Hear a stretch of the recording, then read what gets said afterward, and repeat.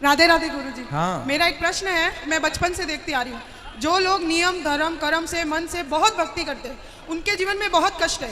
सबके जीवन में कष्ट है जो भी भक्ति करते हैं। मैं भी ठाकुर जी को मानती हूँ, उनके इर्द गिर्द ही मेरे विचार रहते हैं, लेकिन इतने नियम मैं नहीं पालन कर सकती हूँ। जो थोड़ा होता है वो मैं करती हूँ, लेकिन जो ज़्यादा नियम पालन करते हैं इतना कष्ट में रहते हैं, फिर भी उनके साथ तर बतर उल्टा होता ही जाता है। तो कहते हैं कि ये सब कर्मों का खेल है, उनके कर्म है, जैसे वो कभी कुछ पिछले जन्म में किया होगा, कभी इस जन्म में किया होगा, उनका फल है उनका दुख। लेकिन मेरे को ये समझ नहीं आता कि जब कर्म करके फल लेना है, कर्म करके फल लेना है, तो वो भक्ति का उसमें क्या योगदान है, वही मेरे को। और जब भगवान कहते हैं कि मेरी आप भक्ति करोगे तो मैं हर चीज़ से आपको मुक्त कर दूंगा, आपके लिए जीवन आसान कर दूंगा, तो फिर कर्म का दोष कैसे लगेगा, मुझे वो समझ नहीं आता। श्री राधे मित्रों, मैं श्रेयस स्वागत करता हूं अपने YouTube channel reaction by Shreyas में। आज हम ऐसा वीडियो देखेंगे कि एक महिला गुरुजी से यह क्वेश्चन करती है कि गुरुजी, जो लोग नियम कर्म धर्म से बहुत भक्ति करते हैं उनके जीवन में बहुत कष्ट होते हैं। सबके जीवन में बहुत कष्ट होते हैं जो लोग भक्ति करते हैं। मैं भी ठाकुर जी को मानती हूँ, मेरे इर्द गिर्द ही विचार रहते हैं, लेकिन इतने पालन पोषण मैं नहीं कर सकती हूँ। इस पर महाराज जी का क्या कहना है, आइए देखते हैं इस वीडियो में। लेकिन उससे पहले आपने मेरे चैनल को सब्सक्राइब नहीं किया है तो सब्सक्राइब कर लें, लाइक नहीं किया है तो लाइक कर लें, और इसे ज़्यादा से ज़्यादा शेयर करें, और अच्छी लगी हो तो कमेंट करके मुझे जय श्री राधे लिखना ना भूलें, और इस वीडियो से क्या शिक्षा मिलती है ये भी लिखना ना भूलें। तो बिना किसी देरी के और बिना किसी आपका टाइम लेते हुए स्टार्ट करते हैं आज का ये वीडियो। राधे राधे गुरुजी। हाँ। मेरा एक प्रश्न है, मैं बचपन से देखती आ रही हूँ, जो लोग नियम धर्म कर्म से मन से बहुत भक्ति करते हैं उनके जीवन में बहुत कष्ट है। सबके जीवन में कष्ट है जो भी भक्ति करते हैं। मैं भी ठाकुर जी को मानती हूँ, उनके इर्द गिर्द ही मेरे विचार रहते हैं, लेकिन इतने नियम मैं नहीं पालन कर सकती। जो थोड़ा होता है वो मैं करती हूँ, लेकिन जो ज़्यादा नियम पालन करते हैं इतना कष्ट में रहते हैं, फिर भी उनके साथ तर बतर उल्टा होता ही जाता है। तो कहते हैं कि ये सब कर्मों का खेल है, उनके कर्म है, जैसे वो कभी कुछ पिछले जन्म में किया होगा, कभी इस जन्म में किया होगा, उनका फल है उनका दुख। लेकिन मेरे को ये समझ नहीं आता कि जब कर्म करके फल लेना है, कर्म करके फल लेना है, तो वो भक्ति का उसमें क्या योगदान है, वही मेरे को।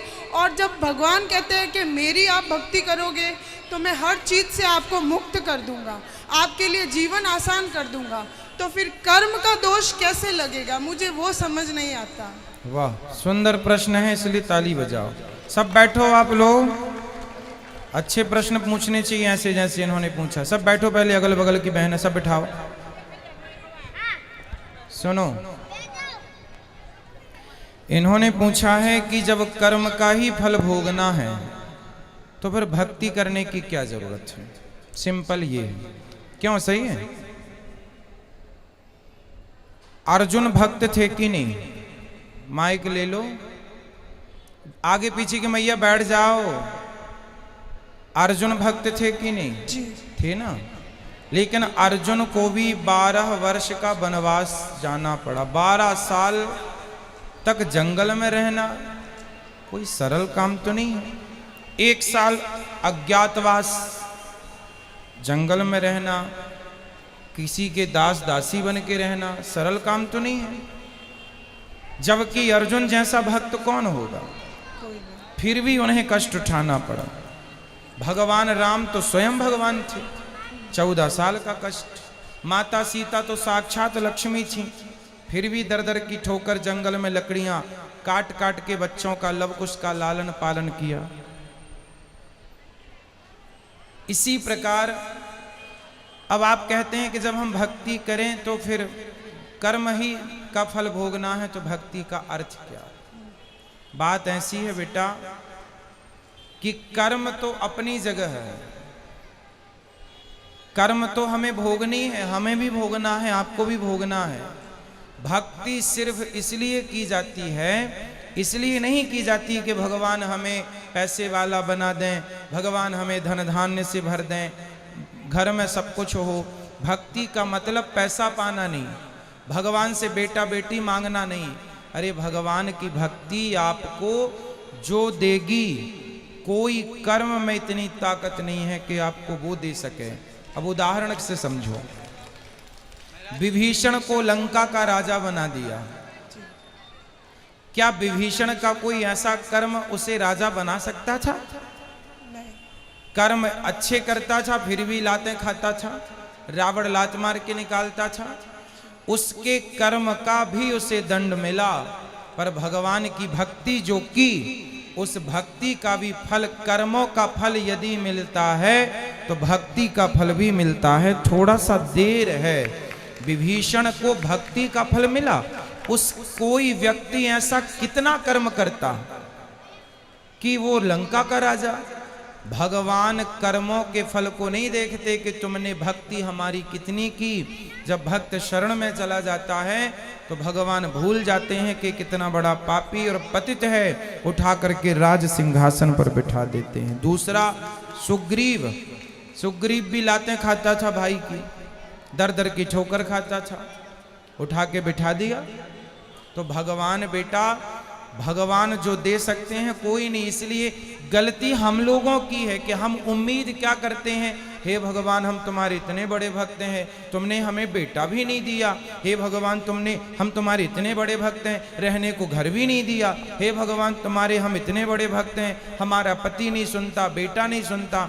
भगवान की भक्ति का मतलब ये नहीं कि तुम्हारा बेटा सुने, तुम्हारी बेटी सुने, तुम्हारा घर बन जाए। जो भाग्य, सुदामा ने सारी जिंदगी गरीबी देखी है, क्या सुदामा से बड़े भक्त आप और हम हैं? क्या हो सकते हैं? नहीं। लेकिन सुदामा से ज्यादा हमारी शिकायतें हैं। सुदामा की तो एक भी नहीं थी, सारी जिंदगी भीख मांगकर गुजारा किया, सारी जिंदगी भगवान की भक्ति की, और मांगने नहीं गए, 4 मुट्ठी चावल अपनी हैसियत के अनुसार देने गए।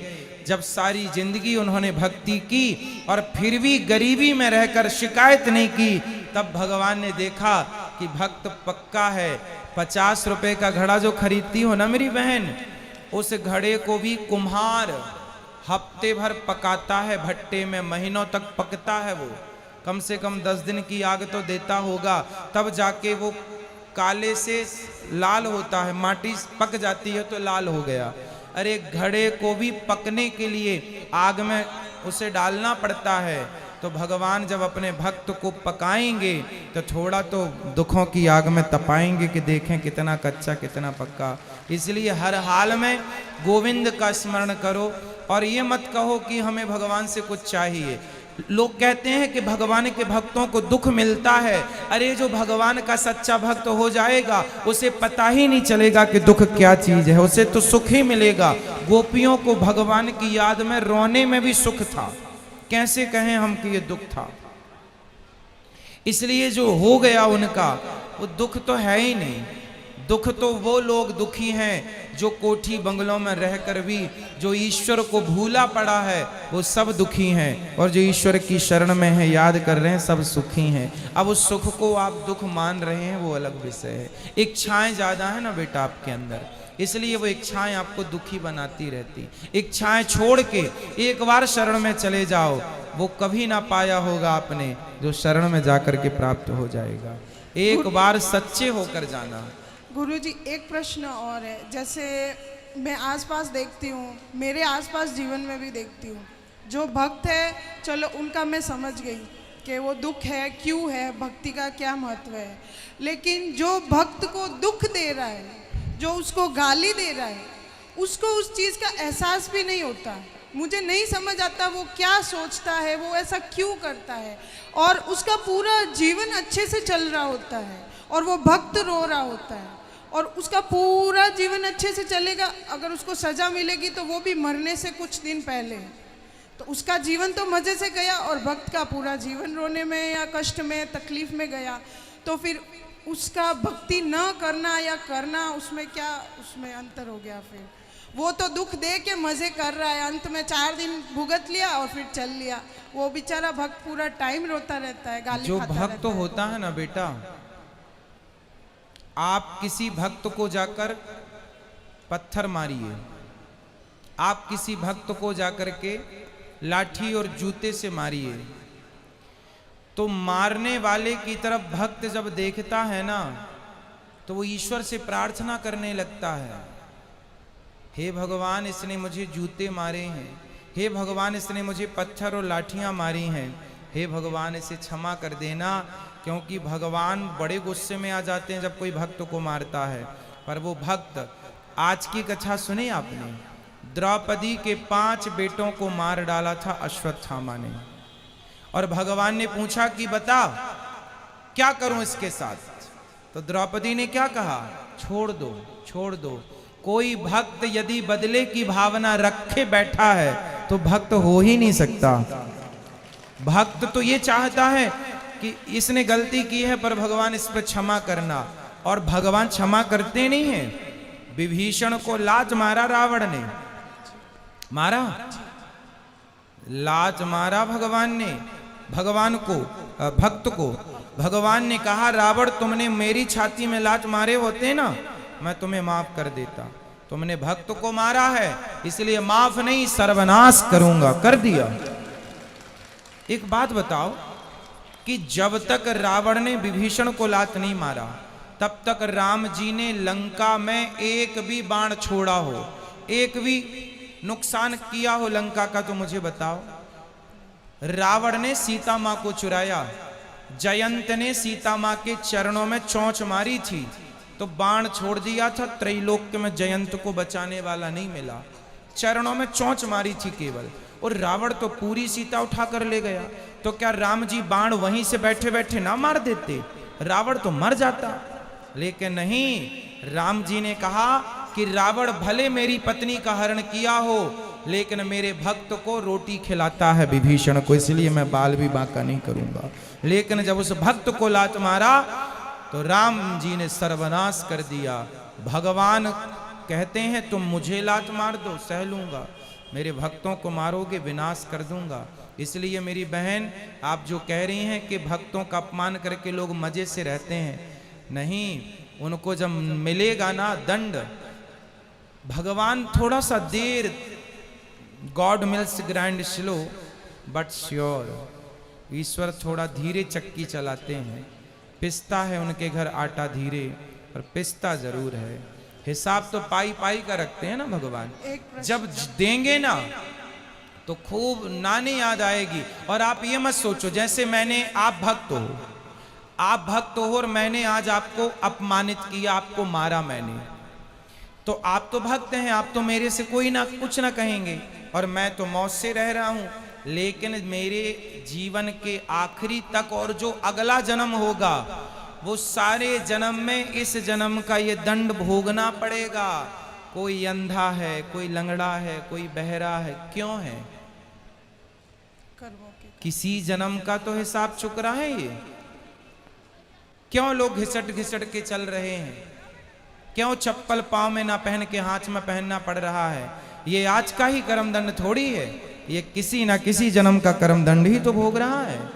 तो ईश्वर के घर देर है, अंधेर एक प्रश्न और लास्ट, जैसे भगवान कर्म की सजा देते हैं, उसको सजा मिल रही है, वो पूरा जीवन सजा ले रहा है, लेकिन उसको ये ज्ञात ही नहीं है कि उसको सजा क्यों मिल रही है और वो गाली दे रहा है, तो उस सजा का क्या फायदा? ज्ञान नहीं हो सकता बेटा, ये तुम्हारे और हमारे हाथ में नहीं है, यही तो ईश्वर के हाथ में है।